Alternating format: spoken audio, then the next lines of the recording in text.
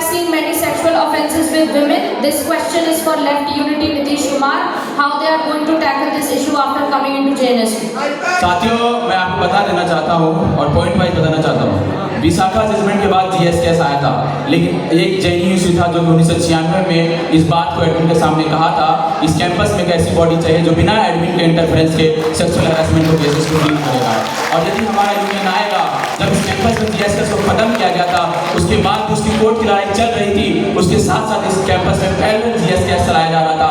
एक तरफ आईसीसी का एडमिन का नेक्सस था, तो इस कैंपस में पैरेलल जीएसकेएस का इलेक्शन जेएनयू यूनियन इंश्योर किया।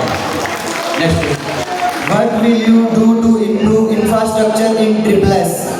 साथियों, ये सवाल है कि जो एनईपी का पूरा डॉक्यूमेंट है वो एक टर्म यूज करता है, वो टर्म है कि फाइनेंशियल ऑटोनॉमी। फाइनेंशियल ऑटोनॉमी का क्या मतलब होता है? फाइनेंशियल ऑटोनॉमी का ऑटोनॉमी आपकी इस बात की नहीं है कि आपकी फैकल्टी कहाँ से रिक्रूट होंगे, ऑटोनॉमी इस बात की नहीं होगी कि आपके यूनिवर्सिटी का वीसी कहाँ से होगा। ऑटोनॉमी इस बात की आप देते हैं कि आप पैसा आप खुद से जनरेट करेंगे। जब पैसा खुद से जनरेट करेंगे तो मैसिव फी हाइक होगा। इस कैंपस में जो इंफ्रास्ट्रक्चर की समस्या है, अगर इस कैंपस में वीसी का घर में सोफा होगा और हमारे स्पीकर में सोफा नहीं होगा, तो जेएनयू से स्ट्रगल करते हैं वहाँ वीसी का ऑफिस सोफा को खींच करके अपने सेंटर में सोफा को लगाएगा। How you will fight against fund cut in education? देखिए साथियों, इसीलिए हम बात करते हैं हमेशा कि स्टूडेंट पॉलिटिक्स केवल जल और नल की लड़ाई नहीं है। एबीवीपी के लोग ये करेंगे, जब वो यूनियन में आएंगे तो क्यूआर कोड घुमाएंगे कि आप 5 रुपए दे दो, 10 रुपए दे दो, आपको मशीन लाएंगे।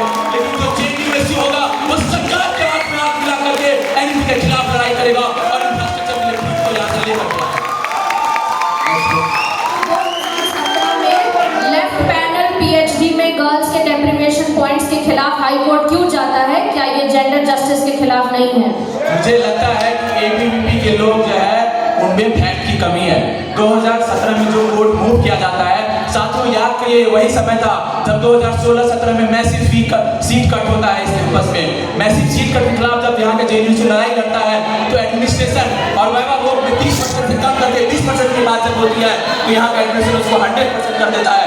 और यहाँ के जो जेएनयू के मेंबर होते हैं वो कोर्ट में जो मूव करते हैं वो 100% बाबा बेटे से खिलाफ मूव करते हैं, ना कि डेप्यूटेशन पॉइंट से खिलाफ मूव करते हैं।